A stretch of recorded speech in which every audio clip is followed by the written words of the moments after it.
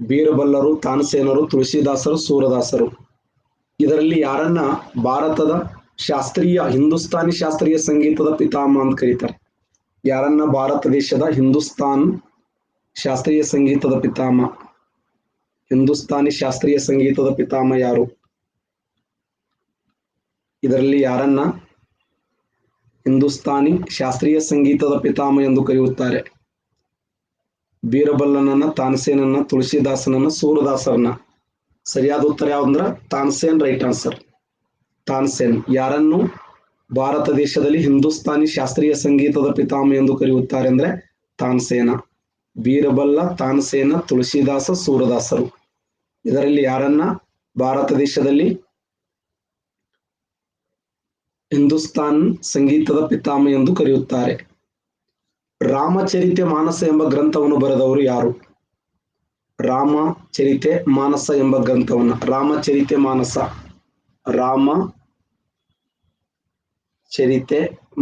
ಎಂಬ ಗ್ರಂಥವನ್ನ, ಈ ರಾಮಚರಿತೆ ಮಾನಸ ಎಂಬ ಗ್ರಂಥ ಇದೆಯಲ್ಲ, ಇದನ್ನ ಶತಕೋಟಿ ಜನರ ಬೈಬಲ್ ಅಂತ ಕರೀತಾರೆ. ಶತಕೋಟಿ ಜನರ ಬೈಬಲ್. ಶತಕೋಟಿ ಅಥವಾ ದಶಕೋಟಿ ಜನರ ಬೈಬಲ್ ಎನ್ನುವರು. ದಶಕೋಟಿ ಜನರ ಬೈಬಲ್ ಯಾವುದಂದ್ರೆ ರಾಮಚರಿತೆ ಮಾನಸ ಎಂಬ ಕೃತಿಯನ್ನ ದಶಕೋಟಿ ಜನರ ಬೈಬಲ್ ಎಂದು ಕರೆಯುತ್ತಾರೆ.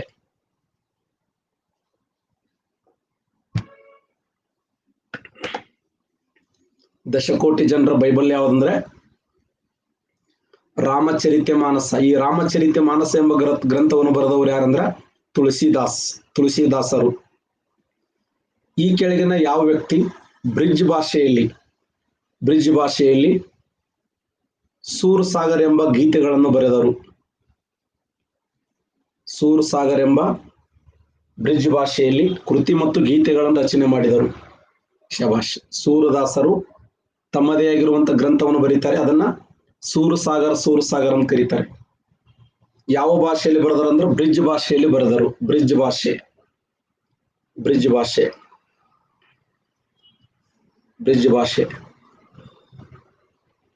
ಹಿಂದಿ ಭಾಷೆ, ಅರಬಿಕ್ ಭಾಷೆ,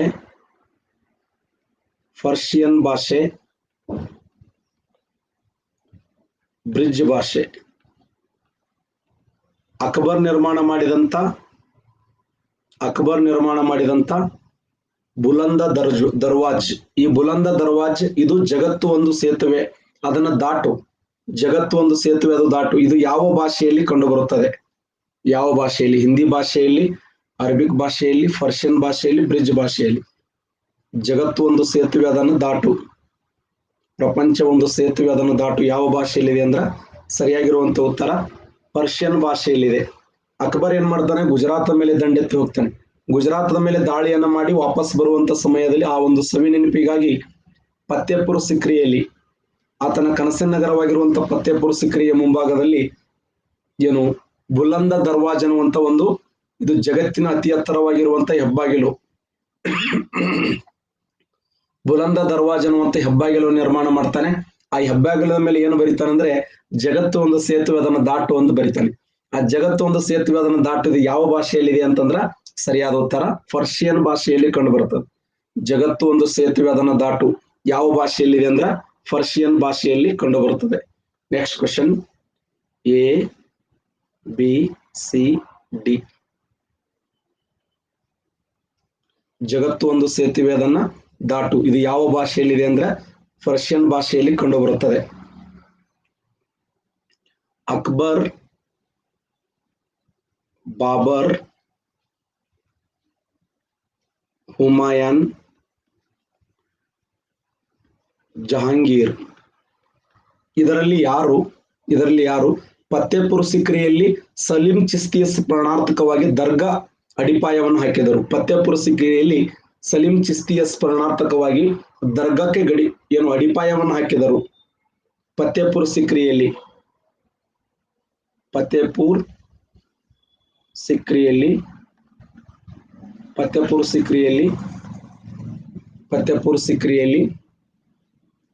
ಸಲೀಂ ಚಿಸ್ತಿಯ ಸ್ಮರಣಾರ್ಥಕವಾಗಿ ದರ್ಗಾಕ್ಕೆ ಅಡಿಪಾಯವನ್ನು ಹಾಕಿದವರು ಯಾರಂದ್ರ ಸರಿಯಾದ ಉತ್ತರ ಅಕ್ಬರ್. Right answer Akbar. ಮಧ್ಯಯುಗೀನ ಕಾಲದಲ್ಲಿ ಈತನನ್ನ ರಾಷ್ಟ್ರೀಯ ದೊರೆ ಅಂತ ಕರೀತಾರೆ. ಅಕ್ಬರ್ನನ್ನ ರಾಷ್ಟ್ರೀಯ ದೊರೆ ಅಥವಾ ಭಾರತ ದೇಶದ ರಾಷ್ಟ್ರೀಯತೆ ಜನಕ ಅಂತ ಹೇಳಿ ಕರೀತಾರೆ. ಅಕ್ಬರ್ನನ್ನ ರಾಷ್ಟ್ರೀಯತೆಯ ಜನಕ ಅಂತ ಕರೀತಾರೆ. ಹೌದಾ? ಆ ಫತೇಪುರ ಸಿಕ್ರಿಯಲ್ಲಿ ಯಾಕೆ ಗಂಭೀಚಿತ್ರ ಯಾಕದು? ನಿಮ್ಮ ಆಟ ನನಗೆ ಗೊತ್ತ, ಸುಮ್ಮನೆ. ನೆಕ್ಸ್ಟ್, ಈ ಕೆಳಗಿನ ಯಾವ ವ್ಯಕ್ತಿಯ ಸಮಾಧಿ ಸಿಕಂದರದಲ್ಲಿ ಕಂಡು ಬರುತ್ತದೆ? ಸಿಕಂದರದಲ್ಲಿ ಫತೇಪುರ ಸಿಕ್ರಿ ಹತ್ತಿರುವಂತ ಸಿಕಂದರ್ ಎಂಬ ಸ್ಥಳದಲ್ಲಿ ಕಂಡು ಬರುತ್ತದೆ. ಅಕ್ಬರ, ಬಾಬರ, ಹುಮಾಯನ, ಜಹಾಂಗೀರ್. IAS ಕ್ವಶನ್ ಇದು. ಸಿಕಂದರ್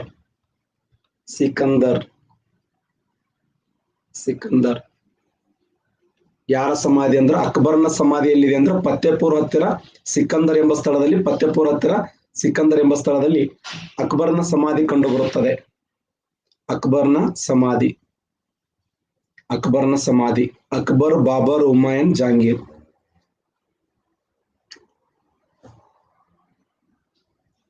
ತಾನೇ ನಿರ್ಮಾಣ ಮಾಡಿದಂತ ದೀನ್ ಪನ್ನ ಎಂಬ ಗ್ರಂಥಾಲಯದಿಂದ ಬಿದ್ದು ಸತ್ತಂತ ವ್ಯಕ್ತಿ ಯಾರು?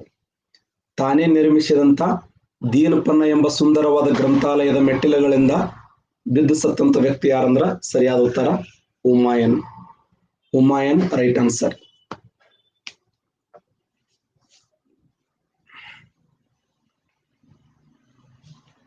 ಈ ಕೆಳಗಿನ ಯಾವ ವ್ಯಕ್ತಿಯ ಕಾಲದಲ್ಲಿ ವರ್ಣಚಿತ್ರದ ಸುವರ್ಣ ಯುಗ ಅಂತ ಕರೀತಾರೆ? ವರ್ಣಚಿತ್ರದ ಸುವರ್ಣ ಯುಗ ಎಂದು ಕರೆಯುತ್ತಾರೆ.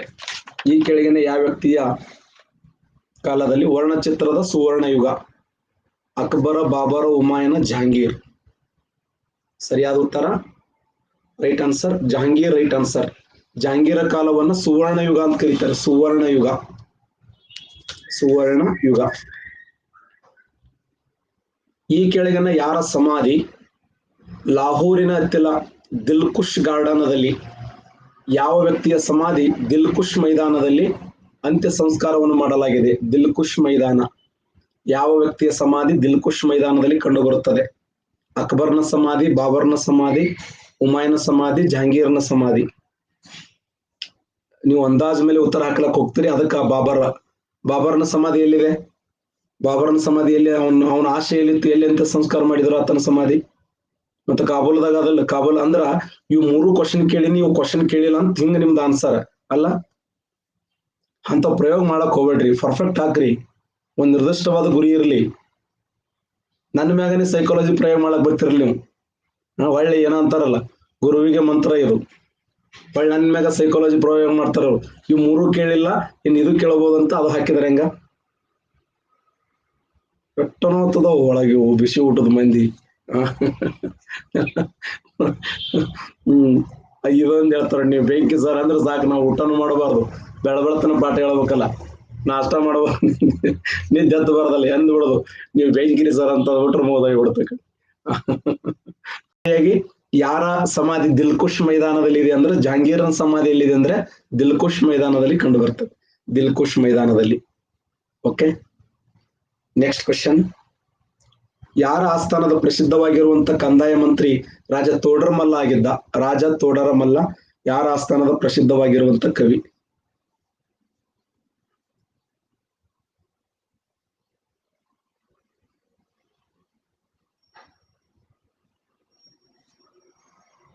ಸರಿಯಾದ ಉತ್ತರ ಅಕ್ಬರ್. Right answer.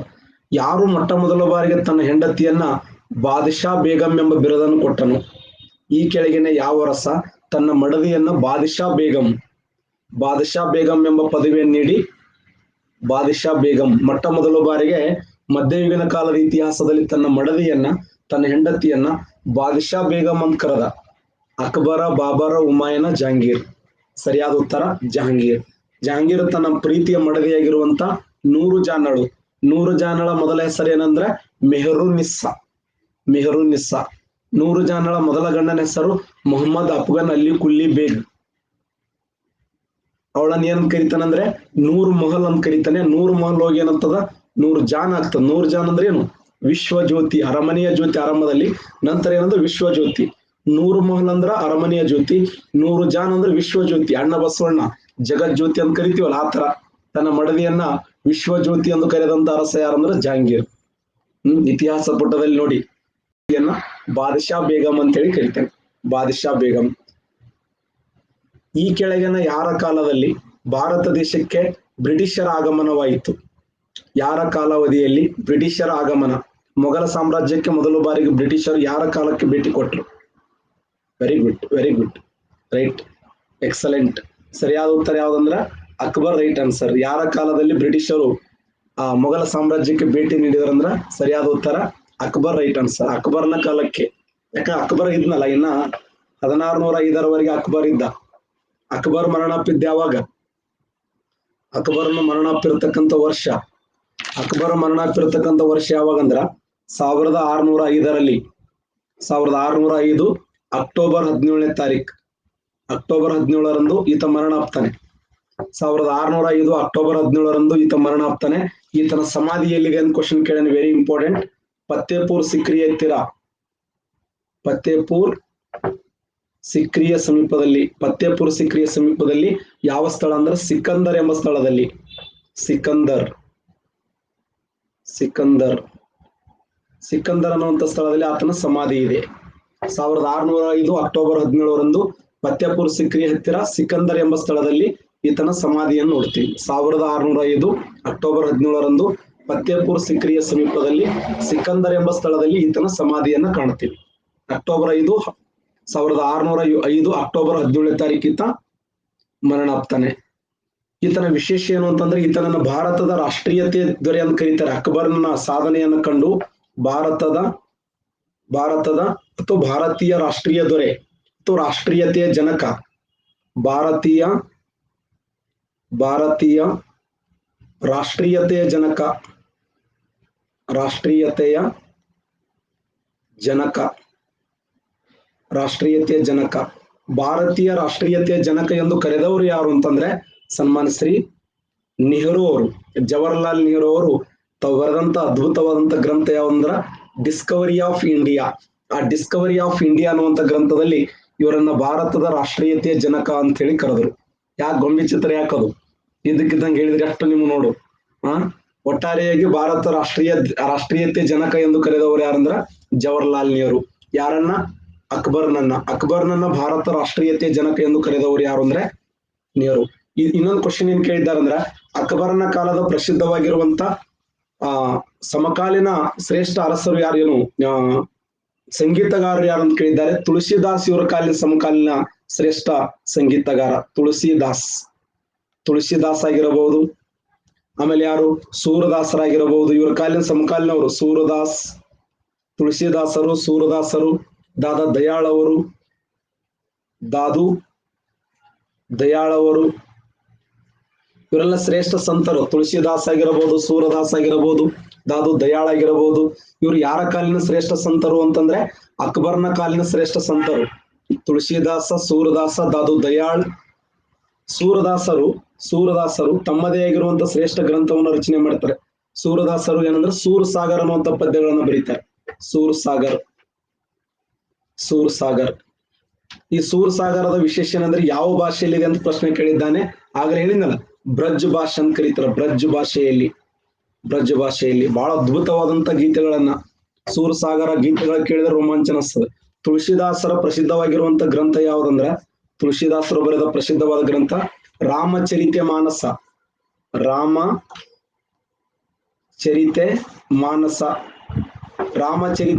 ಅನ್ನುವಂತ ಗ್ರಂಥವನ್ನು ಬರೆದರು. ರಾಮಚರಿತೆ ಮಾನಸ ಎಂಬ ಗ್ರಂಥದ ವಿಶೇಷ ಏನಂದ್ರೆ, ಈ ಗ್ರಂಥ ದಶಕೋಟಿ ಜನರ ಬೈಬಲ್ ಅಂತ ಕರೀತಾರೆ. ರಾಮಚರಿತೆ ಮಾನಸ ಎಂಬ ಗ್ರಂಥದ ವಿಶೇಷ ಏನಂದ್ರೆ, ಇದು ದಶಕೋಟಿ ಜನರ ಬೈಬಲ್. ದಶಕೋಟಿ ಜನರ ಬೈಬಲ್ ಯಾವ್ದಂದ್ರೆ ಅದು ರಾಮಚರಿತೆ ಮಾನಸ ಎಂಬ ಗ್ರಂಥವನ್ನ ದಶಕೋಟಿ ಜನರ ಬೈಬಲ್ ಅಂತ ಕರೀತಾರೆ ಎಂಬ ಕೃತಿಯನ್ನ. ಇದನ್ನು ಬರೆದವರು ಯಾರಂದ್ರೆ ತುಳಸಿದಾಸರು ಪ್ರಸಿದ್ಧವಾದ ಕೃತಿ ಯಾವಂದ್ರ ರಾಮಚರಿತೆ ಮಾನಸ. ದಶಕೋಟಿ ಜನರ ಬೈಬಲ್ ಅಂತ ಹೇಳಿ ಕರೀತಾರೆ. ಇದು ಕ್ವಶನ್ ಆಗಿದೆ ನೋಡಿ, ದಶಕೋಟಿ. ಆಮೇಲೆ ಈ ಒಂದು ಅಕ್ಬರ್ನ ಪ್ರಸಿದ್ಧವಾಗಿರುವಂತ ಸಂಗೀತ ಮಂತ್ರಿ ಯಾರಂದ್ರೆ ತಾನಸೇನ್. ತಾನಸೇನ ಅಕ್ಬರ್ನ ಪ್ರಸಿದ್ಧವಾಗಿರುವಂತ ಮಂತ್ರಿ ಮತ್ತೆ ಸಂಗೀತಗಾರ ಯಾರಂದ್ರೆ ತಾನಸೇನ್. ಅದಕ್ಕೆ ತಾನಸೇನ್ ಏನ್ ಕರೀತಾರಂದ್ರೆ ಹಿಂದೂಸ್ತಾನಿ ಶಾಸ್ತ್ರೀಯ ಸಂಗೀತದ ಪಿತಾಮಹ ಅಂತ ಕರೀತಾರೆ. ಹಿಂದೂಸ್ತಾನಿ ಶಾಸ್ತ್ರೀಯ ಸಂಗೀತದ ಪಿತಾಮಹ ಯಾರಂದ್ರೆ ತಾನಸೇನ್. ತಾನಸೇನನ್ನ ಹಿಂದೂಸ್ತಾನಿ ಶಾಸ್ತ್ರೀಯ ಸಂಗೀತದ ಪಿತಾಮಹ ಅಂತ ಕರೀತಾರೆ. ತಾನಸೇನ್ ಹಾಡ ಹಾಡುತ್ತಿದ್ರೆ ಮರುಭೂಮಿಯಲ್ಲಿ ಕರಿಕೆ ಚಿಗಿತಿತ್ತಂತ. ಹಸಿರು ಏನು ಮರುಭೂಮಿಯಲ್ಲಿ ಮರಳು ಪ್ರದೇಶದಲ್ಲಿ ಕರಿಕೆ ಚಿಗುರುವಂತ ಒಂದು ಶಕ್ತಿ ಯಾರಲ್ಲಿ ಇತ್ತಂದ್ರೆ ತಾನಸೇನಲ್ಲಿ ಇತ್ತಂತ. ಅದಕ್ಕೆ ತಾನಸೇನನ ವಿಶೇಷ ಏನು ಅಂತಂದ್ರೆ ಈತನ ಆಸ್ಥಾನದ ಪ್ರಸಿದ್ಧ ಸಂಗೀತಗಾರನಾಗಿದ್ದು ಈತನನ್ನ ಹಿಂದೂಸ್ತಾನಿ ಶಾಸ್ತ್ರೀಯ ಸಂಗೀತದ ಪಿತಾಮಹ ಅಂತ ಕರೀತಾರೆ. ಯಾರನ್ನು ಹಿಂದೂಸ್ತಾನಿ ಶಾಸ್ತ್ರೀಯ ಸಂಗೀತದ ಪಿತಾಮಹ ಎನ್ನುವರಂದ್ರೆ ತಾನಸೇನ. Very important. ಬರ್ಕೊಳಕತ್ತೀರಿ? ಇವೆಲ್ಲ ಕ್ವಶನ್ಗಳಾಗಿದ್ದಾವ ನೋಡಿ. ಇವೆಲ್ಲ ಮೇಲಿಂದ ಮೇಲೆ ಪ್ರಶ್ನೆಗಳು, ಸಾಕಷ್ಟು ಪ್ರಶ್ನೆಗಳನ್ನ ಕೇಳಿದ್ದಾನೆ. ಅಕ್ಬರ ಈ ದೇಶ ಕಂಡ ಅಪರೂಪದ ದೊರೆ. ಅಕ್ಬರ್ನ ಕನಸಿನ ನಗರ ಯಾವ್ದಂದ್ರ ಫತೇಪುರ್ ಸಿಕ್ರಿ. ಯಾವ ವರ್ಷ ನಿರ್ಮಾಣ ಮಾಡಿದಂದ್ರ 570ರಲ್ಲಿ, ಕ್ರಿಸ್ತ ಶಕ 570ರಲ್ಲಿ ಫತೇಪುರ್ ಸಿಕ್ರಿಯನ್ನು ಕಟ್ತಾನೆ. 1570ರಲ್ಲಿ ಯಾವುದು ಫತೇಪುರ್ ಸಿಕ್ರಿ ಎಲ್ಲಿದೆ ಅಂದ್ರೆ ಉತ್ತರ ಪ್ರದೇಶದಲ್ಲಿ ಆಗ್ರಾದಲ್ಲಿ ಕಂಡು ಬರುತ್ತದೆ. ಆಗ್ರಾ ಏನು ಫತೇಪುರ್ ನಗರ ಉತ್ತರ ಪ್ರದೇಶದಲ್ಲಿ. ಹೌದಾ? ಈತನ ಕನಸಿನ ನಗರ ಅಂತ ಕರೀತಾರೆ ಫತೇಪುರ್ ಸಿಕ್ರಿಯನ್ನ. ಅಕ್ಬರ್ನ ಕನಸಿನ ನಗರ ಸಾಕಷ್ಟು ಸ್ಮಾರಕಗಳನ್ನು ಒಳಗೊಂಡಿರ್ತಕ್ಕಂಥದ್ದು. ಆ ಫತೇಪುರ್ ಸಿಕ್ರಿಯ ಮುಂಭಾಗದಲ್ಲಿ ಏನಪ್ಪಾ ಅಂದ್ರ ಬುಲಂದ ದರ್ವಾಜ್ ಕಂಡು ಬರ್ತದೆ. ಅದರ ಒಳಭಾಗದಲ್ಲಿ ಇಬಾದತ್ ಖಾನ್ ಅನ್ನುವಂತ ಪ್ರಾರ್ಥನಾ ಮಂದಿರ ಇತ್ತು. ಬಹಳ ಫೇಮಸ್ ಆಗಿರುವಂತ ಊರು ಯಾವ್ದಂದ್ರೆ ಅದು ಫತೇಪುರ್ ಅನ್ನುವಂತ ಒಂದು ಅದ್ಭುತವಾದ ಸ್ಮಾರಕ. ಫತೇಪುರ್ ಒಂದು ವಿಶೇಷವಾಗಿರುವಂತ ಸ್ಮಾರಕ ಇದು, ಫತೇಪುರ್ ಸಿಕ್ರಿ. ಅದ್ಭುತವಾಗಿರುವಂತ ಸ್ಮಾರಕಗಳಲ್ಲಿ ಫತೇಪುರ್ ಸಿಕ್ರಿಯ ನಿರ್ಮಾಣ ಮಾಡಲಾಯಿತು. ಆ ಫತೇಪುರ್ ಸಿಕ್ರಿಯ ವಿಶೇಷ ಏನಂದ್ರೆ ಅಕ್ಬರ್ನ ಕನಸಿನ ನಗರ ಅಂತ ಕರೀತಾರೆ. ಯಾವ ನದಿಯ ದಂಡೆಯ ಮೇಲೆ ಅಂದ್ರೆ ಯಮುನಾ ನದಿಯ ದಂಡೆಯ ಮೇಲೆ ಈ ನಗರವನ್ನ ನಿರ್ಮಾಣ ಮಾಡಲಾಯಿತು ಅಂತ. ಇನ್ನ ಅಕ್ಬರ್ ನಂತರ ಅಧಿಕಾರಕ್ಕೆ ಬಂದಂತ ಒಬ್ಬ ಹೆಮ್ಮೆಯ ದೊರೆ ಯಾರಂದ್ರ ವೆರಿ ಇಂಪಾರ್ಟೆಂಟ್, ಜಹಾಂಗೀರ್ ಅಂತ ಕರೀತಾರೆ. ಜಹಾಂಗೀರ್. ಜಹಾಂಗೀರ್ ಈತನ ಮೇಲೆ ಬಹಳಷ್ಟು ಕ್ವಶನ್ ಆಗಿದ್ದಾವೆ. ಜಹಾಂಗೀರ್ನ ಸಾಧನೆ, ಜಹಾಂಗೀರ್ನ ಕಾಲಾವಧಿ ಎಲ್ಲಿಂದ ಎಲ್ಲಿವರೆಗೆ ಅಂದ್ರ 1605ರಿಂದ 1627ರವರೆಗೆ ಜಹಾಂಗೀರ್. 1605ರಿಂದ 1627ರವರೆಗೆ ಜಹಾಂಗೀರ್. ಜಹಾಂಗೀರನ ಮೂಲ ಹೆಸರು ಏನಂದ್ರೆ ಸಲೀಂ. ಈತನ ಮೂಲ ಹೆಸರು, ಜಹಾಂಗೀರನ ಮೂಲ ಹೆಸರು ಜಹಾಂಗೀರನ ಮೂಲ ಹೆಸರು ಏನಂದ್ರ ಸಲೀಂ. ಜಹಾಂಗೀರನ ಮೂಲ ಹೆಸರು ಏನಂದ್ರೆ ಸಲೀಂ. ತಂದೆಯ ಮರಣದ ನಂತರ ಅಧಿಕಾರವನ್ನು ವಹಿಸಿಕೊಳ್ತಾನೆ ಯಾರು? ಜಹಾಂಗೀರ. ಈತನ ಕಾಲವನ್ನು ಏನಂತ ಕರೀತಾರೆ ಅಂದ್ರೆ ವರ್ಣಚಿತ್ರಗಳ ಸುವರ್ಣ ಯುಗ ಅಂತ ಕರೀತಾರೆ. Very important. ಇದು ಕ್ವಶನ್ ಆಗಿದೆ ನೋಡಿ. ಜಹಾಂಗೀರನ ಕಾಲಾವಧಿಯನ್ನ, ಈತನ ಯುಗವನ್ನು ಏನಂತ ಕರೀತಾರೆ ಅಂದ್ರ ಸುವರ್ಣ ಯುಗ. ವರ್ಣಚಿತ್ರದ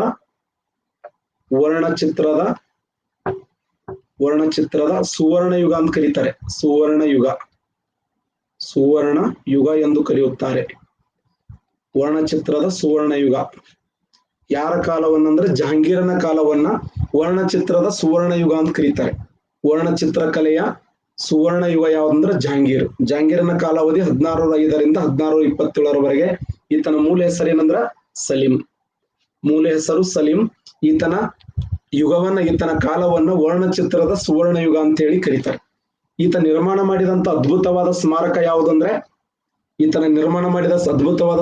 ಯಾವುದು? ಶಾಲಿಮರ್ ಉದ್ಯಾನವನ್ನು ನಿರ್ಮಾಣ ಮಾಡ್ತಾನೆ ನೋಡಿ. ಸಲೀಂ ಈತನು ಪ್ರೀತಿಸಿದ ಹುಡುಗಿ ಹೆಸರು ಏನಂದ್ರೆ ಅನಾರ್ಕಲಿ. ನಿಮ್ಗೆಲ್ಲ ಗೊತ್ತದ ಅನಾರ್ಕಲಿ. ಈತ ಪ್ರೀತಿಸಿದಂತ ಹುಡುಗಿ ಹೆಸರು.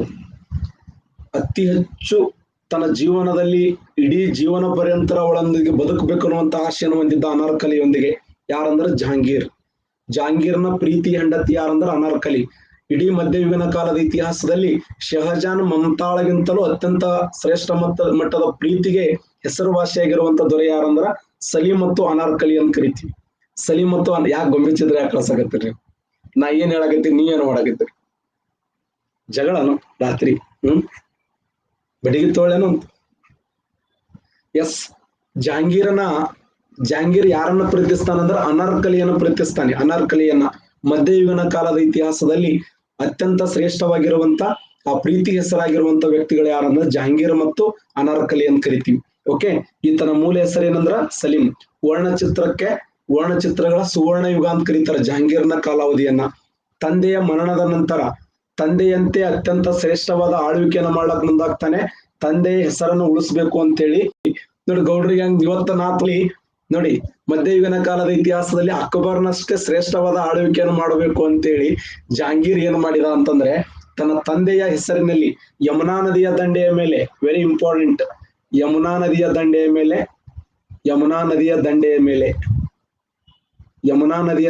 ಮೇಲೆ ನ್ಯಾಯದ ಗಂಟೆಯನ್ನ ಕಟ್ಟಿದ ಅಂತ. ಯಮುನಾ ನದಿಯ ದಂಡೆಯ ಮೇಲೆ ನ್ಯಾಯದ ಗಂಟೆಯನ್ನ ಕಟ್ಟಿ, ಸರಪಳಿಯನ್ನ ಕಟ್ಟಿ, ಜನರಿಗೆ ದಿನದ 24 ಗಂಟೆಯಲ್ಲಿ ಎಷ್ಟೇ ಬಾರಿ ಸೌಂಡ್ ಆದ್ರೂ ಕೂಡ ನ್ಯಾಯ ಒದಗಿಸುವಂತ ಪ್ರಯತ್ನವನ್ನು ಮಾಡ್ತಾನೆ ಜಹಾಂಗೀರ್. ಯಮುನಾ ನದಿಯ ದಂಡೆಯ ಮೇಲೆ ನ್ಯಾಯದ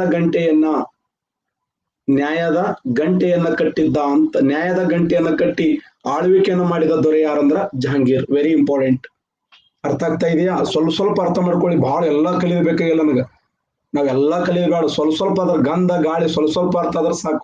ಜಹಾಂಗೀರ್ನ ಮೂಲ ಹೆಸರು ಸಲೀಮ. ಜಹಾಂಗೀರ್ ಯಾರ ಮಗ? ಅಕ್ಬರ್ನ ಮಗ. ಸಾಕು ನನಗೆ. ಈತನ ವರ್ಣಚಿತ್ರಗಳ ಸುವರ್ಣ ಯುಗ ಅಂತ ಕರೀತಾರೆ. ಈತನ ಕಾಲದಲ್ಲಿ ತಂಬಾಕು ನಿಷೇಧ ಮಾಡಲಾಗುತ್ತದೆ. ತಂಬಾಕು ನಿಷೇಧ ಮಾಡಿದಂತ ಮಧ್ಯಯುಗನ ಕಾಲದಲ್ಲಿ ತಂಬಾಕದಿಂದ ಅತ್ಯಂತ ಹೆಚ್ಚು ದೇಹಕ್ಕೆ ಹಾನಿಕರ ಆಗ್ತದಂತೇಳಿ ತಂಬಾಕನ್ನ ನಿಷೇಧ ಮಾಡ್ತಾನೆ. ಆದ್ರೆ ಹೆವಿ ಡ್ರಿಂಕರ್ ಆಗಿದ್ದ ಜಹಾಂಗೀರ್. ಜ್ಯೂಸ್ ಕುಡ್ಲಕ್ ಬಾಳ ಫೇಮಸ್. ಕಂಪಲ್ಸರಿ ಜ್ಯೂಸ್ ಬೇಕು ಜಹಾಂಗೀರ್ನ. ಅಷ್ಟು ಫೇಮಸ್, ಅಷ್ಟು ಖುಷಿಯಿಂದ ನೋಡ್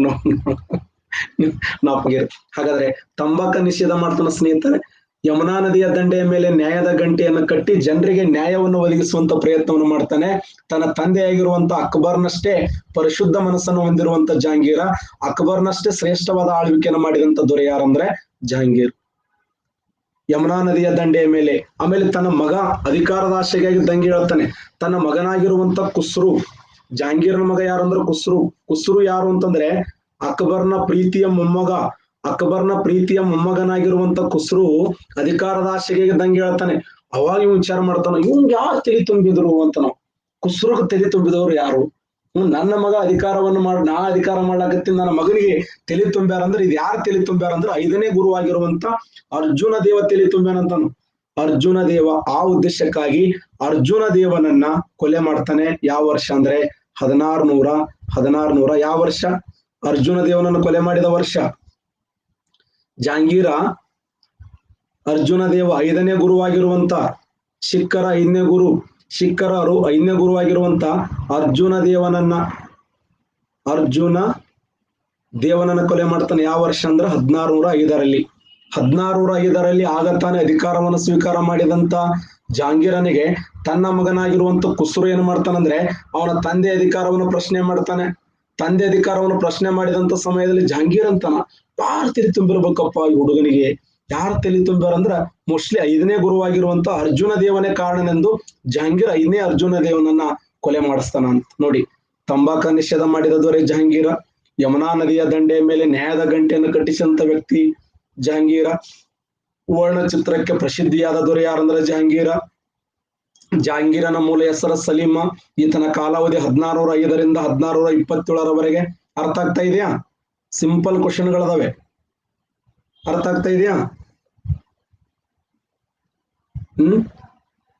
ಸಿಂಪಲ್ ಆಗಿರುವಂತ ಪಾಯಿಂಟ್ ಇದು. ಇನ್ನ ಜಹಾಂಗೀರನ ಇನ್ನೊಂದು ವಿಶೇಷ ಏನಂದ್ರೆ ಈತ ಜಮ್ಮು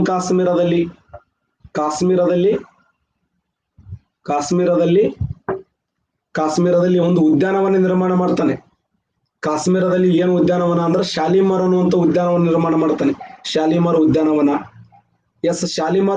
ನಿರ್ಮಾಣ ಮಾಡ್ತಾನೆ. Very famous. ಜಹಾಂಗೀರ ಎಷ್ಟು ಸುಂದರವಾಗಿದೆ ಶಾಲಿಮಾರ್ ಅಂದ್ರೆ ಇವತ್ತಿಗೂ ಲಕ್ಷಾಂತರ ವ್ಯಕ್ತಿಗಳನ್ನ ಕೈ ಮಾಡಿ ಕರೀತ. ಅಷ್ಟು ಸುಂದರವಾಗಿರುವಂತ ಶಾಲಿಮಾರ್. ಇದು ಕ್ವಶನ್ ಆಗಿದೆ ನೋಡಿ. ಆ ಶಾಲಿಮಾರ್ ಉದ್ಯಾನವನ ಹೋಲುವಂತ ನಮ್ಮ ಕರ್ನಾಟಕದ ಉದ್ಯಾನವನ ಯಾವುದು? ಯಾರು ಹೇಳ್ತೀರಿ? ಶಾಲಿಮಾರ್ ಉದ್ಯಾನವನ. ಶಬಾಷ್. ಬೃಂದಾವನ. KRS ಕೃಷ್ಣರಾಜಸಾಗರ ಅಣೆಕಟ್ಟಿನ ಸುತ್ತ ಇರುವಂತ ಬೃಂದಾವನ ಇದೆಯಲ್ಲ, ಆ ಬೃಂದಾವನ ಏನಂದ್ರೆ ಶಾಲಿಮಾರ್ ಉದ್ಯಾನವನ ಹೋಲುವಂತ ಬೃಂದಾವನ. ಶಾಲಿಮಾರ್ ಉದ್ಯಾನವನ ಹೋಲುವಂತ ಸುಂದರವಾಗಿರುವಂತ ಉದ್ಯಾನವನ. ಕಾಶ್ಮೀರದಲ್ಲಿರುವಂತ ಶಾಲಿಮಾರ್ ಉದ್ಯಾನವನ ನಿರ್ಮಾಣ ಮಾಡಿದವರು ಯಾರಂದ್ರೆ ಜಹಾಂಗೀರ್. ಅಷ್ಟೇ ಅಲ್ಲದೆ ಅದರ ಸುತ್ತಲೂ ಸುಂದರವಾಗಿರುವಂತ ವರ್ಣಚಿತ್ರಗಳನ್ನು ಬಳಸ್ತಾನೆ. ಅದಕ್ಕೆ ವರ್ಣಶಿಲ್ಪ ಕಲೆಗೆ ಅತಿ ಹೆಚ್ಚು ಪ್ರೋತ್ಸಾಹ ನೀಡಿದ್ದರಿಂದ ಈತನ ಕಾಲವನ್ನ ವರ್ಣಚಿತ್ರಗಳ ಸುವರ್ಣ ಯುಗ ಅಂತ ಕರೀತಾರೆ. ವರ್ಣಚಿತ್ರಗಳ ಸುವರ್ಣ ಯುಗ ಎಂದು ಕರೆಯುತ್ತಾರೆ, ಅಥವಾ ವರ್ಣಚಿತ್ರಗಳ ನಿರ್ಮಾಪಕ ಯುಗ ಅಂತ ಕರೀತಾರೆ. ಹಾಗಾದ್ರೆ ಈತ ಒಂದು ಸಾರಿ ಏನ್ ಮಾಡಿದ್ದ ಅಂತಂದ್ರೆ, ಜಹಾಂಗೀರ್ ಒಂದು ಸಾರಿ ಅಪಾರ ಪ್ರಮಾಣದ ಸೈನ್ಯವನ್ನು ಕರ್ಕೊಂಡು ತನ್ನ ಒಂದು ಕಾರ್ಯಕ್ರಮ ಇತ್ತು, ವಾರ್ಷಿಕವಾಗಿ ಆಚರಣೆ ಮಾಡುವಂತ ನವರೋಜ್ ಉತ್ಸವ ಅಂತ ಕರೀತಾರೆ. ನವರೋಜ್ ಉತ್ಸವ ದೊಡ್ಡ ಪ್ರಮಾಣದ ಲಕ್ಷಾಂತರ ಜನರು ಮಾಡುವಂತ ಉತ್ಸವ. ನವರೋಜ್ ಉತ್ಸವ ಅಂದ್ರೆ ಸಾಮ್ರಾಜ್ಯದ ಸಂಪತ್ತನ್ನು ಬಹಿರಂಗವಾಗಿ ಪ್ರದರ್ಶನ ಮಾಡುವಂತ ಉತ್ಸವ. ನವರೋಜ್ ಉತ್ಸವನ ಆರಂಭ ಮಾಡಿದವರು ಯಾರು? ನವರೋಜ್ ಉತ್ಸವನ ಆರಂಭ ಮಾಡಿದವರು ಯಾರು? ಶವಾಶ್, ಗಿಯಾಸುದ್ದೀನ್ ಬಲ್ಬನ್ ಅಂತ ಕರಿತೀವಿ. ಆ ಗಿಯಾಸುದ್ದೀನ್ ಬಲ್ಬನ್ ಅನ್ನುವಂತ ವ್ಯಕ್ತಿ ಆ ನವರೋಜ್ ಉತ್ಸವನ ಆರಂಭ ಮಾಡಿದ್ದ. ಅಂತ ಉತ್ಸವಕ್ಕೆ ಯಾರು ಹೋಗ್ತಾರಂದ್ರೆ ಜಹಾಂಗೀರ್ ಹೋಗ್ತಾನೆ.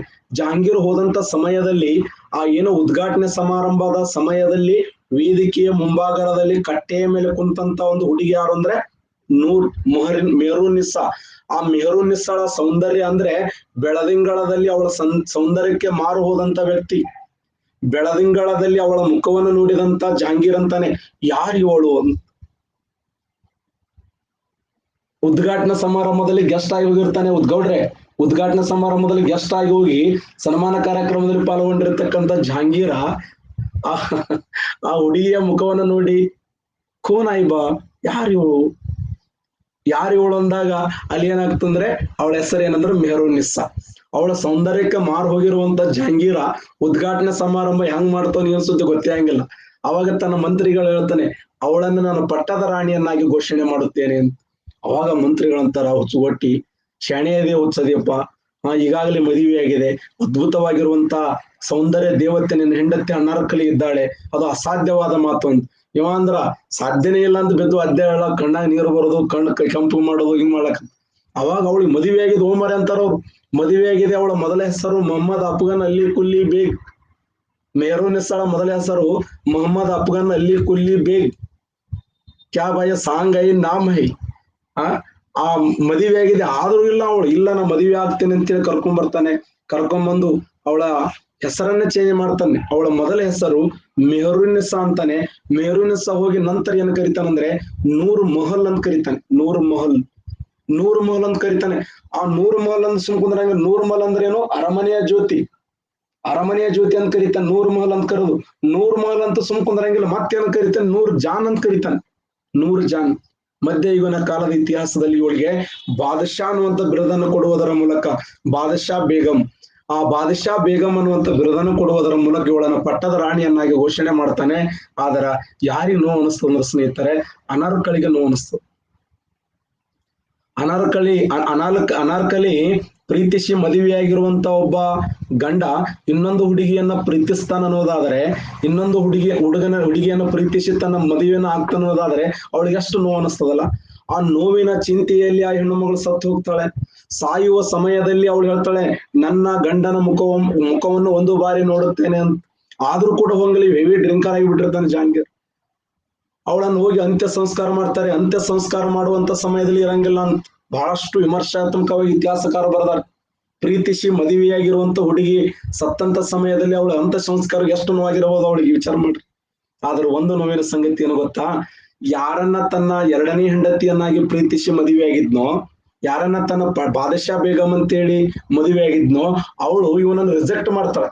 ಕೊನೆಯ ಮೊಮೆಂಟದಲ್ಲಿ ಇವಳನ್ನು ತಾತ್ಸಾರ ಮನೋಭಾವವನ್ನು ನೋಡ್ತಾಳೆ. ಮಧ್ಯಯುಗನ ಕಾಲದ ಇತಿಹಾಸದಲ್ಲಿ ಆ ಹೆಣ್ಣು ಮಗಳನ್ನ ಅವಳು ಏನ್ ಮಾಡ್ತಾಳೆ? ರಿಜೆಕ್ಟ್ ಮಾಡ್ತಾಳೆ. ಆ ಸಮಯದಲ್ಲಿ ಇವ ಸಾಯುವಂತ ಸಮಯದಲ್ಲಿ ಲಾಸ್ಟ್ ದಿಲ್ಖುಷ್ ಮೈದಾನಕ್ಕೆ ಹೋಗಿ ಅವಳ ಸಮಾಧಿಯ ಮುಂದೆ ಅಳ್ಳಾಕ್ ಶುರು ಮಾಡ್ತಾನೆ. ಅಳ್ತಾ ಒಂದು ಮಾತು ಹೇಳ್ತಾನೆ, ಓ ಪ್ರಿಯತಮೆ, ನಿನ್ನ ಮುಖವನ್ನು ಪುನರುತ್ಥಾನದವರೆಗೆ ಕಾಯುತ್ತೇನೆ ಅಂತ. ನಿನ್ನ ಮುಖವನ್ನು ನೋಡುವುದಾದರೆ ನಾನು ಪುನರುತ್ಥಾನದವರೆಗೆ ವೇಟ್ ಮಾಡುತ್ತೇನೆ. ನಿನ್ನ ಮುಖವನ್ನ ಪುನರುತ್ಥಾನದವರೆಗೆ ನೋಡುತ್ತೇನೆ. ನಾನು ಒಂದು ತುಂಡು ಮಾಂಸ ಒಂದು ತೊಟ್ಟು ಸರಾಯಿಗೆ ನನ್ನ ಸಾಮ್ರಾಜ್ಯವನ್ನ 100 ಜನರಿಗೆ ಮಾರಿಕೊಂಡೆ ಅಂತ ಬರೀತಾನೆ. ನೋಡಿ ಎಂತ ಒಂದು ವಿಶೇಷವಾಗಿ, ಇಡೀ ನನ್ನ ಸಾಮ್ರಾಜ್ಯವನ್ನ ತುಂಡು ಮಾಂಸ ತೊಟ್ಟು ಸರಾಯಿಗೆ ನನ್ನ ಸಾಮ್ರಾಜ್ಯವನ್ನ ಮಾರಿಕೊಂಡೆ ಅಂತ. ಇಲ್ಲ ಎಷ್ಟು ಫೀಲಿಂಗ್ ಫುಲ್ ಪದಗಳು ಅದಾವ ನೋಡಿ. ನಾ ಇನ್ನ ಬಾಳ ಹೇಳಂಗಿಲ್ಲ, ಜಾಸ್ತಿ ಹೇಳಂಗಿಲ್ಲ, ನಿಮ್ ಕಣ್ಣ ನೀರು ಬರ್ತಾವ ಒಳಗೆ. ಅದಕ್ಕೆ ರಾತ್ರಿ ಯಾಕೆ ಸುಮ್ಸುನಿ ಕಿರಿಕಿರಿ ಮನೆಯೊಳಗ ನನಗ ಬೈಲ ಶುರು ಮಾಡ್ತಾರ. ಇದೇ 5 ತಾಸನಿ ಮಿಕ್ಕದ ಕೆಲವ್ರು ಎಟ್ಟು ನೋಡ್ತಾರ ಪಾಠ, ಎಟ್ಟು ಹೇಳ್ತಾರ ಇವ್ರದು ಅಂತಂತಾರ. ಮತ್ತೆ ಇನ್ನೊತ್ತಿನಾಗ ಕಣ್ಣ ನೀರು ಬರೋದು, ಸುಮ್ಮನೆ ಕಿರಿಕಿರಿ ಯಾಕಂತ ಹೇಳಿ ನಾನು ಬಹಳ ಏನು ಹೇಳಂಗಿಲ್ಲ. ಒಟ್ಟಾರೆಯಾಗಿ ಮಧ್ಯಯುಗನ ಕಾಲದ ಇತಿಹಾಸದಲ್ಲಿ ಇಂತ ಎಲ್ಲಾ ಘಟನೆಗಳು ನಡೀತಾವ ಸ್ನೇಹಿತರೆ. 100 ಜನಳ ಪ್ರೀತಿಯ ಮಡದಿಯಾಗಿ ಏನು ಪ್ರೀತಿಯ ಗಂಡನಾಗಿರುವಂತ ಜಹಾಂಗೀರ ಈತನ ಕಾಲದಲ್ಲಿ ಒಂದು ಕೆಲಸ ಮಾಡ್ತಾನೆ. ಏನು ಅಂದ್ರೆ ಗುರುವಾರ ಮತ್ತು ಭಾನುವಾರದಂದು ಗುರುವಾರ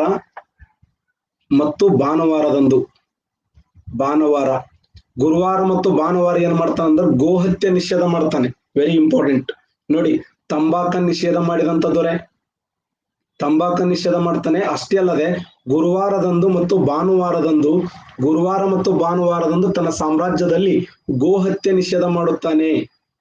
ಗೋಹತ್ಯೆಯನ್ನ ನಿಷೇಧಿಸಿದನು. ಗುರುವಾರ ಮತ್ತು ಭಾನುವಾರದಂದು ಗೋಹತ್ಯೆ ನಿಷೇಧ ಮಾಡಿದಂತ ದೊರೆ ಯಾರಂದ್ರೆ ಈತ.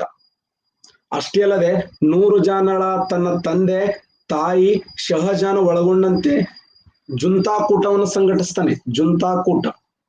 ಜಂತುಕೂಟ ಅಥವಾ ಜುಂತಾಕೂಟ ನಿರ್ಮಾಣ ಮಾಡಿದ ವ್ಯಕ್ತಿ ಯಾರಂದ್ರೆ ಜಹಾಂಗೀರ್.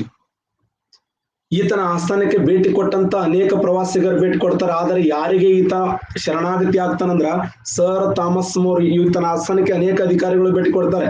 ವಿಲಿಯಂ ಹಾಕಿನ್ಸನ್ ಭೇಟಿ ಕೊಡ್ತಾನೆ. ಬ್ರಿಟಿಷ್ ಅಧಿಕಾರಿಯಾಗಿರುವಂತ ವಿಲಿಯಂ ಹಾಕಿನ್ಸ್. ಅಷ್ಟೇ ಅಲ್ಲದೆ ಕ್ಯಾಪ್ಟನ್ ಬೆಸ್ಟ್ ಭೇಟಿ ಕೊಡ್ತಾನೆ. ಕ್ಯಾಪ್ಟನ್ ಬೆಸ್ಟ್ ಭೇಟಿ ಕೊಡ್ತಾನೆ. ಅಷ್ಟೇ ಅಲ್ಲದೆ ಸರ್ ಥಾಮಸ್ ರೋ ಅವರು ಭೇಟಿ ಕೊಡ್ತಾರೆ. ಸರ್ ಥಾಮಸ್ ರೋ ಅವರು ಭೇಟಿ ಕೊಡ್ತಾರೆ. ನೋಡಿ, ವಿಲಿಯಂ ಹಾಕಿನ್ಸನ್ನ, captain Best, sir Thomas Roe ಈ 3 ಜನ ಭೇಟಿ ಕೊಟ್ಟಾಗ ಯಾರಿಗೆ ಶರಣಾಗತಿ ಆಗ್ತಾನಂದ್ರೆ ಸರ್ ಥಾಮಸ್ ರೋನಿಗೆ.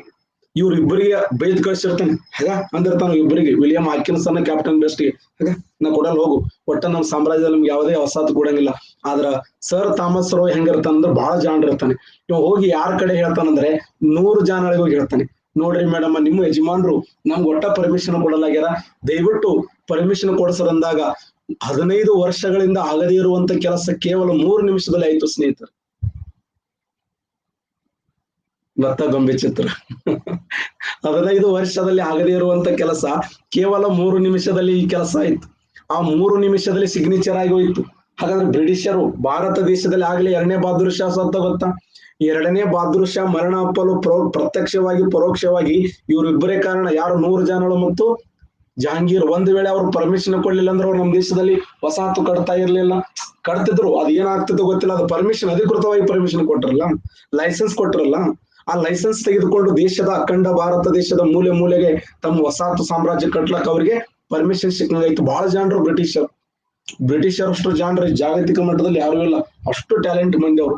ಅದಕ್ಕೆ ಜಗತ್ತನಾಳಿದ್ರು ಸೂರ್ಯ ಮುಳುಗದ ದೇಶ ಅಂತ British.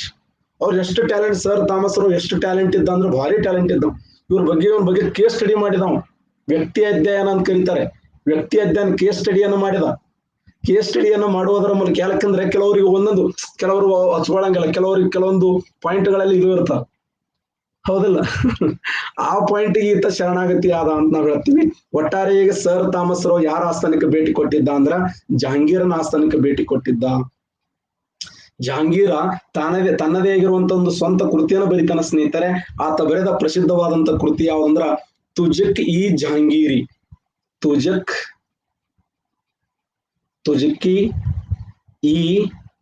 Jahangiri. Very important. ತುಜಕಿ Jahangiri ಎಂಬ ಗ್ರಂಥವನ್ನು, ಆತನ ಆತ್ಮಕಥನ ಇದು. ತನ್ನ ಆತ್ಮಕಥನವನ್ನು ತಾನೇ ಬರೆದುಕೊಂಡಂತ ಮತ್ತೊಬ್ಬ ಮಧ್ಯಕಾಲೀನ ಇತಿಹಾಸದಲ್ಲಿ ಮೊಘಲ ದೊರೆ ಯಾರಂದ್ರೆ ಜಹಾಂಗೀರ ಬರೆದುಕೊಂಡಂತ ಆತ್ಮಕಥನ ಯಾವ್ದಂದ್ರ ಜಹಾಂಗೀರ್ ನಾಮ ಅಂತ ಕರೀತಾರೆ. ಜಹಾಂಗೀರ್ ನಾಮ ಅಂದ್ರು ಒಂದೇ, ತುಜಕ್ ಈ ಜಹಾಂಗೀರಿ ಅಂದ್ರು ಒಂದೇ. ತುಜಕ್ ಈ ಜಹಾಂಗೀರ್ ಅಥವಾ ಜಹಾಂಗೀರ್ ನಾಮ ಎಂಬ ಆತ್ಮಕಥನವನ್ನು ಬರ್ಕೊಂಡ. ಈತನ ಆತ್ಮಕಥನ ಬಹಳ ಅತ್ಯಂತ ಶ್ರೇಷ್ಠವಾಗಿರುವಂತ ಆತ್ಮಕಥನ. ಈತ ಮರಣ ಅಪ್ಪಿದ್ದ ಯಾವಾಗಂದ್ರ ಸ್ನೇಹಿತರೆ 1627 ಅಕ್ಟೋಬರ್ 28ನೇ ತಾರೀಕು. 1627 ಅಕ್ಟೋಬರ್ 28ನೇ ತಾರೀಕ ಈತನ ಧ್ವನಿ ಸ್ತಬ್ಧವಾಯಿತು, ಉಸಿರು ನಿಂತು ಹೋಯಿತು. ಮಧ್ಯಯುಗದ ಕಾಲದ ಇತಿಹಾಸದಲ್ಲಿ ಜಹಾಂಗೀರ್ ನಮ್ಮನ್ನ ಅಗಲಿದ, ಇನ್ನಿಲ್ಲವಾದ, ನಮ್ಮನ್ನ ಬಿಟ್ಟು ಹೋದ. ಗೊಂಬೆ ಚಿತ್ರ ಯಾಕದು? 1627 ಅಕ್ಟೋಬರ್ 28ರಂದು ಮರಣ ಆಗ್ತಾನೆ. ಈತನ ಸಮಾಧಿ ಎಲ್ಲಿದೆ ಅಂದ್ರೆ ಲಾಹೋರದಲ್ಲಿ. ಈತನ ಸಮಾಧಿ ಲಾಹೋರಿನ ದಿಲ್ಖುಷ್ ಮೈದಾನದಲ್ಲಿ ಕಂಡು ಬರ್ತದೆ. ದಿಲ್ಖುಷ್ ಮೈದಾನ, ಲಾಹೋರದ ದಿಲ್ಖುಷ್ ಮೈದಾನದಲ್ಲಿ ಈತನ ಅಂತ್ಯ ಸಂಸ್ಕಾರ ಮಾಡಲಾಯಿತು. ದಿಲ್ಖುಷ್ ಮೈದಾನದಲ್ಲಿ ಆತನ ಆಶೆ ಇತ್ತಂತ ಆತನ ಆಶೆ ಏನಂದ್ರೆ ನನ್ನ ಅಂತ್ಯ ಸಂಸ್ಕಾರ ಎಲ್ಲಿ ಮಾಡಬೇಕಂದ್ರೆ ದಿಲ್ಖುಷ್ ಮೈದಾನದಲ್ಲಿ ನನ್ನ ಅಂತ್ಯ ಸಂಸ್ಕಾರ ಮಾಡಬೇಕು. ಸಾಯುವ ಮುನ್ನ ಆ ಪ್ರಾಣಿ ಏನ್ ಹೇಳ್ತಂದ್ರೆ ಇಡೀ ನನ್ನ ಸಾಮ್ರಾಜ್ಯವನ್ನ ತೊಟ್ಟು ಸರಾಯಿ ತುಂಡು ಮಾಂಸ ತೊಟ್ಟು ಸರಾಯಿಗೆ ನನ್ನ ಸಾಮ್ರಾಜ್ಯವನ್ನ ಮಾರಿಕೊಂಡೆ ಅಂತೇಳಿ ನೋವಿನಿಂದ ಆ ಮಾತನ್ನು ಹೇಳ್ತಾನೆ. ಈತನ ಅಂತ್ಯ ಸಂಸ್ಕಾರ ಆಗಿದ್ದೆ ಎಲ್ಲಿಂದ್ರೆ ಲಾಹೋರದ ದಿಲ್ಖುಷ್ ಮೈದಾನದಲ್ಲಿ ಈತನ ಅಂತ್ಯ ಸಂಸ್ಕಾರ ಆಯಿತು ಸ್ನೇಹಿತರೆ. ಮಧ್ಯಯುಗನ ಕಾಲದ ಇತಿಹಾಸದಲ್ಲಿ ಅರಮನೆಗಳಿಗೆ ಪ್ರಸಿದ್ಧಿ ಏನೋ ಈ ವರ್ಣಚಿತ್ರಕ್ಕೆ ಪ್ರಸಿದ್ಧಿಯಾಗಿರುವಂತ ದೊರೆ ಯಾರಂದ್ರ ಜಹಾಂಗೀರ್ನ ಒಟ್ಟು ಕಾಲಾವಧಿ ಎಲ್ಲಿಂದ ಎಲ್ಲಿವರೆಗೆ ಅಂದ್ರೆ 1605ರಿಂದ 1627ರವರೆಗೆ ಆಳ್ವಿಕೆಯನ್ನು ಮಾಡ್ತಾನೆ ಜಹಾಂಗೀರ್. ಪ್ರತಿ ಗುರುವಾರ ಭಾನುವಾರದಂದು ಗೋಹತ್ಯೆ ನಿಷೇಧ ಮಾಡ್ತಾನೆ, ತಂಬಾಕನ್ನು ನಿಷೇಧ ಮಾಡ್ತಾನೆ. ಹೌದಾ, ತುಜಕಿ ಜಹಾಂಗೀರ್ ಅನ್ನುವಂತ ಸುಂದರವಾದ ಗ್ರಂಥವನ್ನು ಬರೀತಾನೆ. ಲಾಹೋರದಲ್ಲಿ ಈತನ ಅಂತ್ಯ ಸಂಸ್ಕಾರ ಮಾಡಲಾಯಿತು. ಎಲ್ಲಿ ಅಂದ್ರೆ ದಿಲ್ಖುಷ್ ಮೈದಾನದಲ್ಲಿ. ಅರ್ಥ ಆಯ್ತಾ? ಈತನ ಆಸ್ಥಾನಕ್ಕೆ ಭೇಟಿ ಕೊಟ್ಟಂತ ಬ್ರಿಟಿಷ್ ಪ್ರವಾಸಿಗ ಯಾರಂದ್ರ ಸರ್ ಥಾಮಸ್ ರೋ. ಬ್ರಿಟಿಷರಿಗೆ ಭಾರತ ದೇಶದಲ್ಲಿ ವಸಾಹತುಗಳನ್ನು ಸ್ಥಾಪನೆ ಮಾಡ್ಲಿಕ್ಕೆ ಅವಕಾಶ ಕೊಟ್ಟವ್ರು ಯಾರಂತ ಕೇಳ್ತಾರೆ, ಸರ್ ಥಾಮಸ್ ರೋ ಅನ್ನುವಂತ ವ್ಯಕ್ತಿ. ಸರ್ ಥಾಮಸ್ ರೋನಿಗೆ ಅವಕಾಶವನ್ನು ಕೊಡಲಾಯಿತು ಅಂತ.